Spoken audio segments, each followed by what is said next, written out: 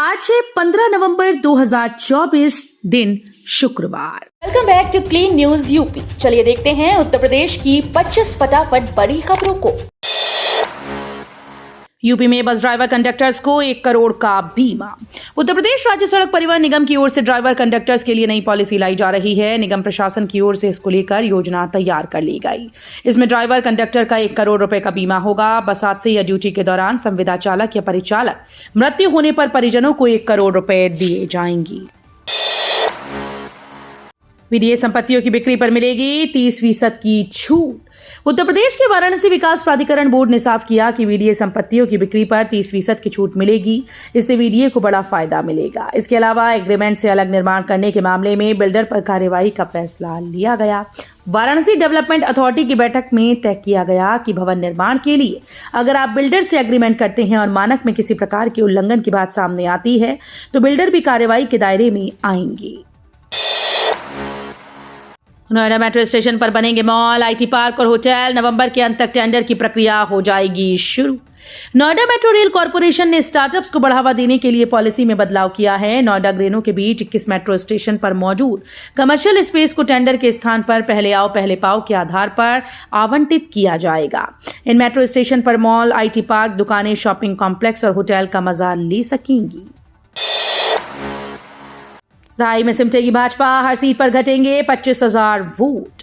उत्तर प्रदेश लोक सेवा आयोग के द्वारा 2 दिन में परीक्षा लेने और नवंबर का नॉर्मलाइजेशन करने के फैसले के खिलाफ छात्र छात्राओं के लगातार चौथे दिन आंदोलन से विरोधी पार्टीज को आपदा में अवसर नजर आने लगा।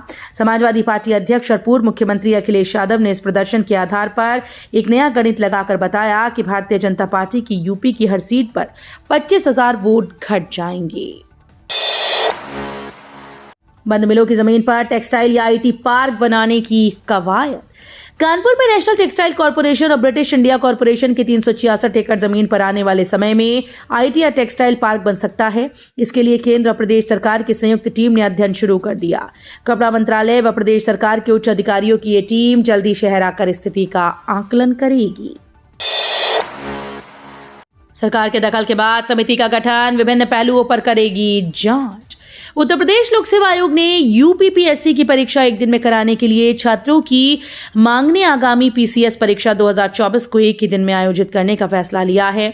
इसके बाद अन्य मंडलों में भी ये तकनीक स्थापित की जाएगी। ट्रेन की रफ्तार बढ़ाकर 160 किलोमीटर प्रति घंटा तक पहुंचाने के लिए भारतीय रेल पटरी से लेकर सिग्नल तक में बदलाव कर रही है।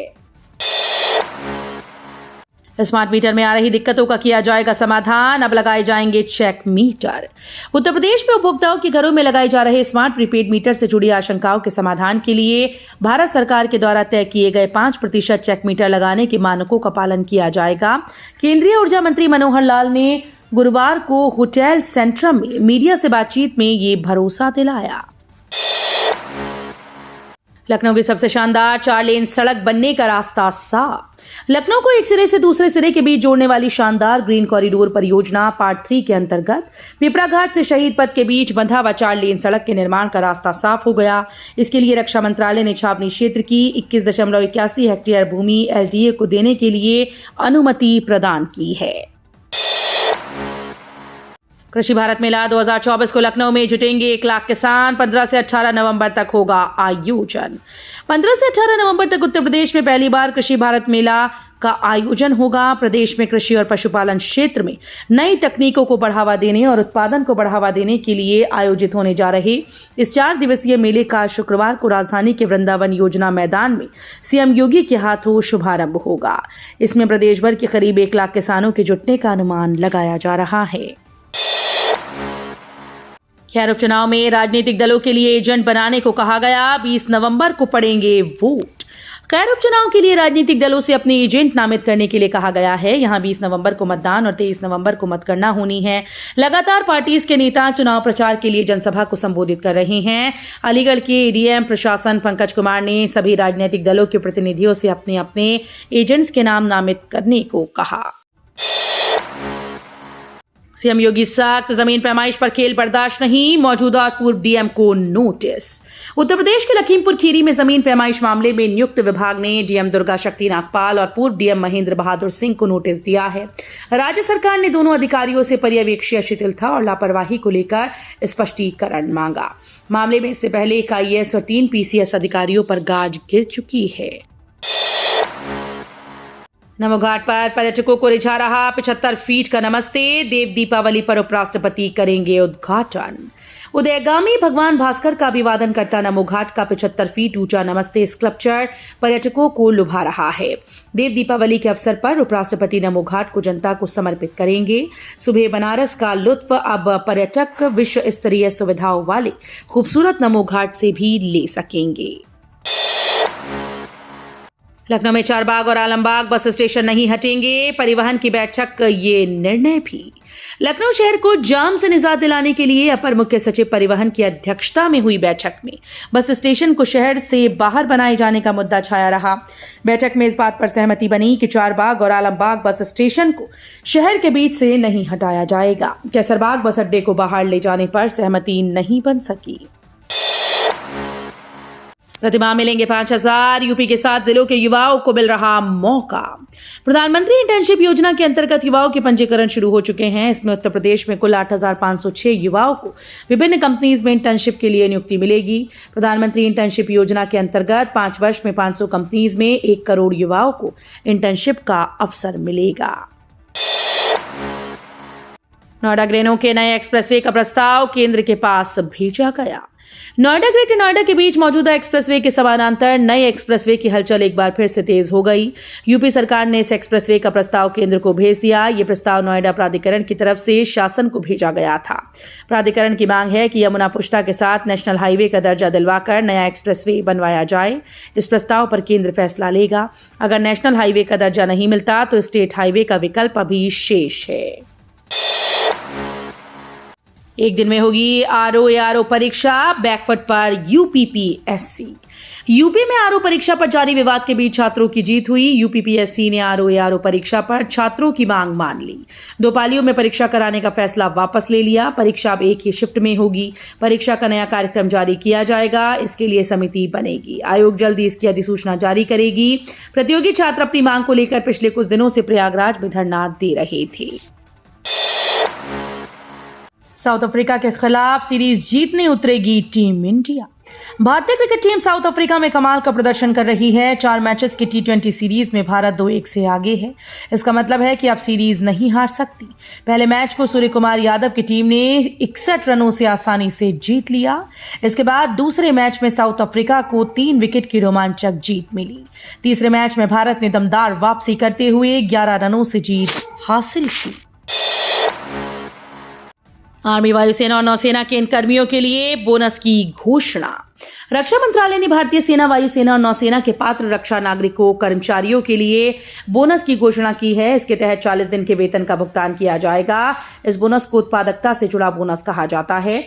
वित्तीय वर्ष 2023-24 के लिए तीनों सेनाओं के सभी पात्र जीपी-बी और जीपी-सी कर्मचारी जो लेखा वर्ष 2023-24 के लिए पीएलबी योजना के अंतर्गत आते हैं, उन्हें बोनस का फायदा मिलेगा। अमित शाह ने कहा, हम वक्फ का कानून बदल देंगे। केंद्रीय गृह मंत्री अमित शाह ने गुरुवार को गिरिडीह में चुनावी सभा के दौरान भ्रष्टाचार पर कड़ा प्रहार किया।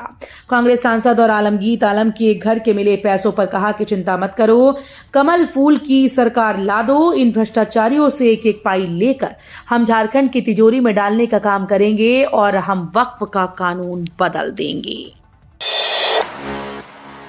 अब माध्यमिक शिक्षकों की तैनाती का रास्ता साफ, नियुक्ति पत्र जारी करने के निर्देश। उत्तर प्रदेश में राजकीय माध्यमिक विद्यालयों में लगभग 500 पदों पर 2018 से भर्ती चल रही है। इसमें संशोधित सूची के अभ्यर्थियों की नियुक्ति का मामला 5 साल से लंबित है। प्रतीक्षा सूची को लेकर लोक सेवा आयोग व विभागों के बीच चल रहे पत्राचार चल रहा है।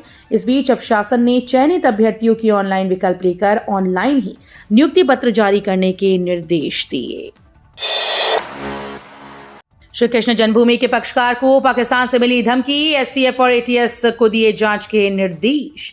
श्री कृष्ण जन्मभूमि बनाम शाही ईदगाह मस्जिद के मुख्यवादी और पक्षकार को बुधवार की रात को पाकिस्तान से आए व्हाट्सएप मैसेज में बम से उड़ाने की धमकी दी गई। व्हाट्सएप मैसेज में 19 नवंबर को इलाहाबाद हाईकोर्ट और 20 को पक्षकार को बम से उड़ाने की धमकी दी गई है। जन्मभूमि के पक्षकार ने इसकी सूचना मुख्यमंत्री को दी। मुख्यमंत्री के प्रमुख सचिव ने मामले की जांच एसटीएफ और एटीएस को सौंपी है। इसके साथ ही मथुरा पुलिस भी मामले की जांच में जुट गई। ग्रेटर नोएडा प्राधिकरण का एक्शन। ग्रेटर नोएडा प्राधिकरण ने हाल ही में 3 रियल एस्टेट कंपनीज के खिलाफ बकाया राशि की वसूली के लिए नोटिस जारी किया था, जिसमें से एक कंपनी ने बकाया का हिस्सा चुकाकर रजिस्ट्री की प्रक्रिया शुरू कर दी। इस कदम से उन घर खरीदारों को राहत मिली जो लंबे समय से रजिस्ट्री का इंतजार कर रही थी। मर्जुए रिलायंस डिज्नी बना देश का सबसे बड़ा एंटरटेनमेंट प्लेटफॉर्म। डिज्नी और रिलायंस एंटरटेनमेंट का मर्जर हो गया है। एक होने के बाद डिज्नी और रिलायंस देश की सबसे बड़ी एंटरटेनमेंट कंपनी बन गई। डिज्नी रिलायंस एंटरटेनमेंट के पास अब 2 OTT और 120 चैनल के साथ 75 करोड़ दर्शक हो गए हैं। ये डील 70,352 करोड़ रुपए में हुई। कंपनी में रिलायंस की 63.16% और डिज्नी की 36.84% हिस्सेदारी होगी और नीता अंबानी इसकी चेयरपर्सन होंगी। गोरखपुर के SIC पर भ्रष्टाचार के गंभीर आरोप। डिप्टी सीएम ने एक्स पर खुद किया खुलासा। गोरखपुर के जिला अस्पताल में कार्यवाहक प्रमुख चिकित्सा अधीक्षक डॉक्टर राजेंद्र ठाकुर पर भ्रष्टाचार के गंभीर आरोप लगे, जिसके लिए प्रदेश के स्वास्थ्य मंत्री और उप मुख्यमंत्री ब्रजेश पाठक ने जांच कर कार्रवाई का आदेश दिया है। आपको बता दें कि मंत्री ने इस मामले को लेकर प्रमुख सचिव स्वास्थ्य को तुरंत जांच का निर्देश दिया। भ्रामक विज्ञापन दिया तो कोचिंग सेंटर्स जुर्माना भरेंगे, गाइडलाइन जारी। कोचिंग इंस्टीट्यूट्स के विज्ञापन को लेकर केंद्र सरकार ने गाइडलाइन जारी की। इसके तहत कोचिंग सेंटर्स 100% सिलेक्शन और नौकरी का वादा नहीं कर सकेंगे। भ्रामक और गुमराह करने वाले विज्ञापन देने पर कोचिंग सेंटर्स पर जुर्माना होगा। गाइडलाइन जारी होने के बाद से सेंट्रल कंज्यूमर प्रोटेक्शन अथॉरिटी यानी CCPA ने अब तक 54 नोटिस जारी कर दिए हैं और लगभग 54.60 लाख रुपए का जुर्माना लगाया है। तो ये थी आज की 25 फटाफट बड़ी खबरें। अगर आपको न्यूज पसंद आई हो तो वीडियो को लाइक और शेयर जरूर करें। धन्यवाद।